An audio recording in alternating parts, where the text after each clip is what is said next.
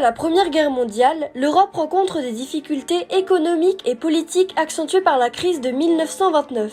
Les démocraties en sont alors affaiblies et de nombreux régimes totalitaires voient le jour, notamment en URSS, en Italie et en Allemagne. Alors il faut savoir qu'en Allemagne, le traité de Versailles avait été perçu comme un diktat, c'est-à-dire une décision imposée et humiliante.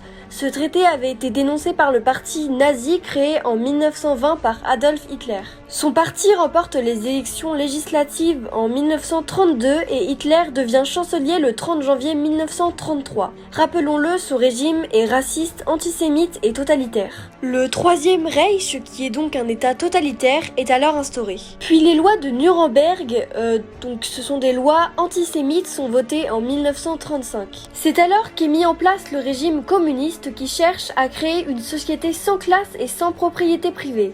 Ce régime existait déjà auparavant mais n'avait jamais réellement appliqué ses idées. Quant aux démocraties telles que la France ou le Royaume-Uni, leurs gouvernements sont impuissants et instables, ce qui provoque une montée des partis d'extrême droite et de l'antiparlementarisme. Si l'Allemagne ne sombre pas dans le totalitarisme, elle ne s'oppose pas au régime totalitaire par crainte d'un nouveau conflit. Le 6 février 1934, en France, une manifestation est organisée par les ligues d'extrême droite. Face à cela, les grands partis de gauche s'allient et forment le Front populaire, élu en 1936 avec Léon Blum à sa tête. Des lois sociales sont alors votées telles que des semaines de 40 heures, les congés payés ou encore les accords de Matignon. Alors les accords de Matignon, qu'est-ce que c'est ? Ce sont des accords qui instaurent un dialogue entre le patronat et les syndicats. Avec ces mesures destinées à relancer l'économie et le pouvoir d'achat, le Front populaire avait pensé que la crise économique allait être en partie contrée. Or, le résultat est contraire à ses espérances. En effet, la crise s'aggrave rapidement et le chômage continue d'augmenter. À cette époque, le second conflit mondial se prépare.